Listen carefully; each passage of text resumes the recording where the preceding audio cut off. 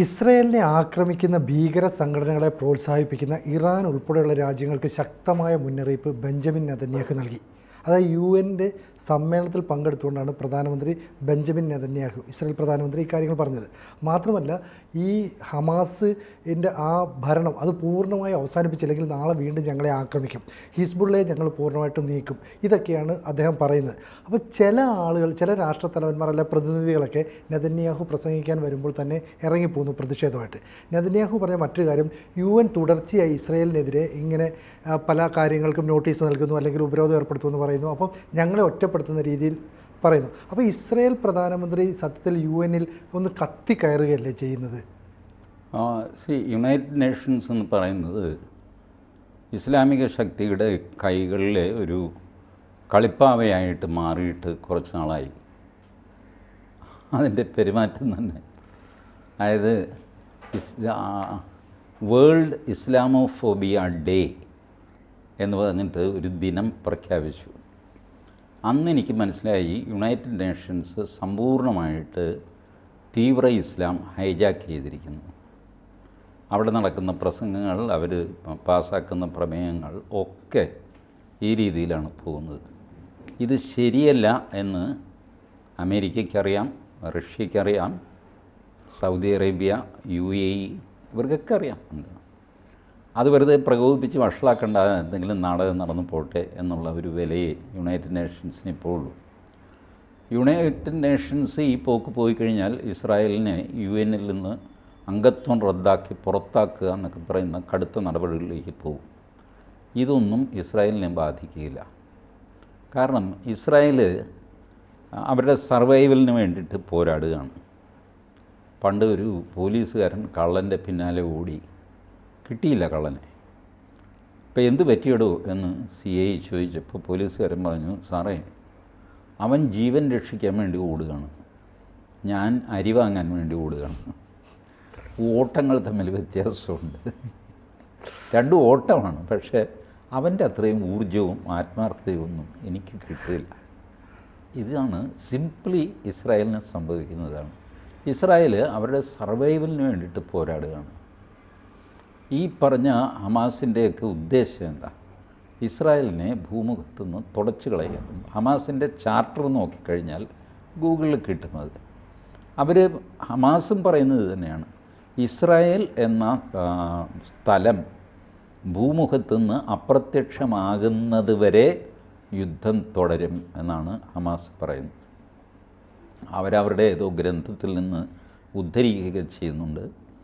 ജൂതന്മാർ ഒരു പ്രത്യേകതരം മരം, സംസാരിക്കാൻ കഴിവുള്ള മരമാണ്. ആ മരത്തിന് പുറകിൽ ഒളിച്ചിരിക്കും പേടിച്ചിട്ട്. മരം നമ്മളോട് വിളിച്ചു പറയും, എൻ്റെ പുറകിൽ ഒരു ജൂതൻ ഇരിപ്പുണ്ട്, പിടിച്ചോ എന്ന് പറയും. അങ്ങനെ വരെ ഞങ്ങൾ ജൂതന്മാരെ പിടിച്ച്, എന്നുവെച്ചാൽ മരവും പ്രകൃതിയും വരെ ഞങ്ങൾക്ക് അനുകൂലമാകും ജൂതന്മാരെ നശിപ്പിക്കാൻ. ഇതാണ് അവരുടെ വാശി. ഇത് ഡയറക്റ്റ് അനുഭവിക്കുന്നവരാണ് ജൂതന്മാർ. അതുകൊണ്ട് അവർക്ക് അവരുടെ നിലനിൽപ്പ് നോക്കിയേ പറ്റുള്ളൂ. അതിനു വേണ്ടിയിട്ടുള്ള സർവ്വസന്നാഹങ്ങളും അവർ നടത്തുന്നു. അവരുടെ ആത്മവിശ്വാസം മാത്രമല്ല അവരുടെ കൈമുതൽ. അവരുടെ പ്രിൻസിപ്പിൾ, യുദ്ധത്തിന് ആത്മവിശ്വാസം ആവശ്യമാണ്, വിജയപ്രതീക്ഷ ആവശ്യമാണ്. പക്ഷേ അതുകൊണ്ട് മാത്രമൊന്നും യുദ്ധം ജയിക്കാൻ പറ്റില്ല. യുദ്ധം ജയിക്കണമെങ്കിൽ ഇൻ്റലിജൻസ് വേണം, ചതിക്കുന്നവനെ തിരിച്ചറിയണം, ചതിക്കാൻ പഠിക്കണം. ഈ ഹിസ്ബുള്ളയൊക്കെ അവരെത്ര വർഷമായിട്ട് മോണിറ്റർ ചെയ്യുന്നതാണ്.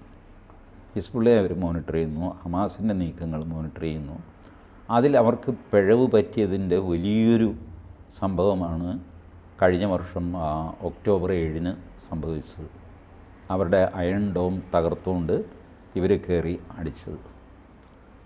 ഒക്ടോബർ 8 ഇവർ തിരിച്ചടിക്കാൻ തുടങ്ങി ഇസ്രായേൽ. ഹിസ്ബുള്ള പല തവണ ഇസ്രായേലിനെ ആക്രമിച്ചു. അതെല്ലാം അയൺ ഡോം വെച്ച് ഇസ്രായേൽ ഡിഫെൻഡ് ചെയ്തതല്ലാതെ ഹിസ്ബുള്ളയെ തല്ലാൻ അവർ പോയില്ല. അവരിപ്പോൾ ചോദിക്കുന്നത്, ഹിസ്ബുള്ളയ്ക്ക് വല്ല കാര്യമുണ്ടോ ഈ ഡിസ്പ്യൂട്ടിൽ ഇടപെടാൻ? ഇത്രയും കാലം, കഴിഞ്ഞ 11 മാസമായിട്ട്, ഇപ്പോൾ 12 ആവാൻ പോകുന്നു, ഹിസ്ബുള്ള ഞങ്ങളെ അടിച്ചുകൊണ്ടേയിരിക്കുന്നു.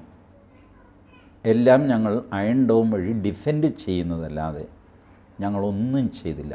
ഹിസ്ബുള്ളയെ തിരിച്ച്. ലെബനിൽ ഞങ്ങൾ തൊട്ടേയില്ല. ഇസ്രായേൽ പറയുന്നത് ഈ സിറിയ എന്ന് പറയുന്നത് നിങ്ങളുടെ ഇന്ത്യക്കാരുടെ അമ്പലത്തിന് മുമ്പിലെ മണിയുണ്ടല്ലോ, ആർക്കും കയറി അടിക്കാവുന്ന മണി, അതാണ് സിറിയ. ആ രീതിയിൽ ഞങ്ങൾ സിറിയയെ ആക്കിയെടുത്തു. സിറിയയ്ക്ക് ഇടയ്ക്കിടയ്ക്ക് ഞങ്ങൾ ഓരോ കൊട്ട് കൊടുത്തുകൊണ്ടിരുന്നു. ലെബനൻ പോട്ടെ എന്ന് വിചാരിച്ചു. പക്ഷേ ഇപ്പോൾ സകല പരിധിയും ലംഘിച്ച് ഹമാസിനേക്കാൾ മോശമായിട്ട് ഹിസ്ബുള്ള പെരുമാറുന്നു. അതുകൊണ്ട് ഞങ്ങൾ ഹിസ്ബുള്ളയുടെ പോയിൻ്റഡായിട്ട് അവരുടെ കമാൻഡർമാരെ തകർക്കാനായിട്ട് പേജർ സ്ഫോടനം നടത്തി. തൊട്ട് പിന്നാലെ വാക്കി ടോക്കി സ്ഫോടനം നടത്തി. അതിനുശേഷം എയർ അറ്റാക്ക് നടത്തി. എയർ അറ്റാക്കിന് മുമ്പ് അവിടുത്തെ ജനങ്ങൾക്ക് വാണിംഗ് കൊടുത്തു, നിങ്ങൾ ഹ്യൂമൻ ഷീൽഡായിട്ട് ഇറങ്ങി നിൽക്കരുത്, ഇറങ്ങി നിന്നാൽ നിങ്ങളും കൊല്ലപ്പെടും. ജീവനിൽ കൊതിയുള്ള സാധാരണ ലെബനീസ് ഇവിടെ നിന്ന് സ്ഥലം വിട്ടുകൊള്ളുക, മുന്നറിയിപ്പ് നൽകി. ഞങ്ങളിത് ആക്രമിക്കാൻ പോവുകയാണെന്ന് പറഞ്ഞു. ജനങ്ങൾ സ്ഥലം വിട്ടു. ഹിസ്ബുള്ള മാത്രമായി. ഇറാൻ വ്യോമാക്രമണം നടത്തി. ഇറാനല്ല, ഇസ്രായേൽ. ഇനി കരയുദ്ധമാണ്. ഇസ്രായേലിൻ്റെ ടാങ്കുകൾ ലെബനൻ അതിർത്തിയിലേക്ക് നീങ്ങിക്കൊണ്ടിരിക്കുന്നു. 2 ഇൻഫൻട്രിയോ എന്തോ അതിന് ചില പേരുകളുണ്ടല്ലോ, അത് നീങ്ങി അവിടെ എത്തിക്കഴിഞ്ഞു. ഏത് നിമിഷവും കരയുദ്ധം തുടങ്ങും. ഇതാണ് ഇപ്പോഴത്തെ സാഹചര്യം. ഇപ്പോൾ ഗസ പോലും ഒരു വിഷയമല്ല. ഹമാസിൻ്റെ പേര് കേൾക്കാനില്ല. എല്ലാം ഹിസ്ബുള്ളയിലേക്ക് തിരിഞ്ഞു. ഇപ്പോൾ ഇസ്രായേൽ വിട്ടുകൊടുക്കുന്ന പ്രശ്നമില്ല. ഇസ്രായേലിലെ ആൾക്കാർക്ക് നെതന്യാഹുവിനെ ഇഷ്ടമല്ല. നെതന്യാഹുവിൻ്റെ അഴിമതി ആരോപണം അത് ഇത് വന്നിട്ട് സുപ്രീം കോടതി വിധിച്ചതാണ് നെതന്യാഹുവിനെതിരെ. നെതന്യാഹു രാജിവെക്കുമായിരുന്നു. ആ സമയത്താണ് ഈ ഹമാസ് കയറി അടിയടിക്കുന്നത്.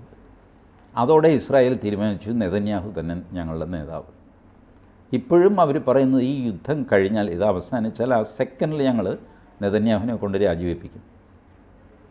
V don't love this man, but ഞങ്ങൾക്ക് വേറെ ഓൾട്ടർനേറ്റ് ഇല്ല. ഒരു എമർജൻസി വന്നു കഴിയുമ്പോൾ ബാക്കി ഇഷ്യൂസ് മാറ്റി വെച്ചിട്ട് ഞങ്ങൾ നെതന്യാഹുവിൻ്റെ കൂടെ നിൽക്കുന്നു.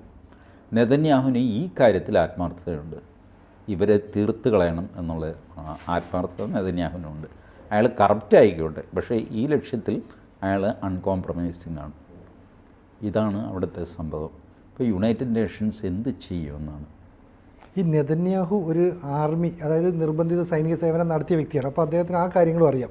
ഈ നെതന്യാഹു ഇപ്പോൾ ഈ പേജർ ആക്രമണവും വോക്കി ടോക്കി ആക്രമണവും ഒക്കെ നടത്തി ഒരു നല്ല ഇമേജ് സൃഷ്ടിച്ചു. എന്ന് പറഞ്ഞാൽ ഈ ജൂത ജനതയ്ക്ക് മുമ്പിൽ ഒരു ഹീറോ പരിവേഷം എത്തി. ഒപ്പം മൊസാദ് എന്ന് പറയുന്ന ഈ ചാര സംഘടനയ്ക്ക് ആ പഴയ ഒരു പ്രതാപത്തിലേക്ക് തിരിച്ചു വരാൻ രണ്ടിനും ഈ നെതന്യാഹുവിൻ്റെ പ്രഭാവമല്ലേ കാരണമായത്? അതുകൊണ്ടല്ലേ ഈ UN കുറേ രാജ്യങ്ങളെങ്കിലും ഇവരോട് സപ്പോർട്ട് ചെയ്യുന്നത്? തീർച്ചയായിട്ടും നെതന്യാഹുവിന് കഴിവുണ്ട്. ഞാൻ പറഞ്ഞില്ല, എല്ലാത്തരം കഴിവുകളുമുണ്ട്. അതിൻ്റെ കൂടെ കറപ്റ്റാണെന്ന് അവരുടെ സുപ്രീം കോടതി പറഞ്ഞു. കഴിവുള്ള മനുഷ്യന് കറപ്റ്റായി കഴിഞ്ഞാലും കോടതിയിൽ ചെന്ന് കഴിയുമ്പോൾ ശിക്ഷ കിട്ടുമല്ലോ. ഇതാണ് നെതന്യാഹുവിന് സംഭവിച്ചത്. അതർവൈസ് നെതന്യാഹുവിനെ പറ്റി ആർക്കും എതിരഭിപ്രായമൊന്നുമില്ല.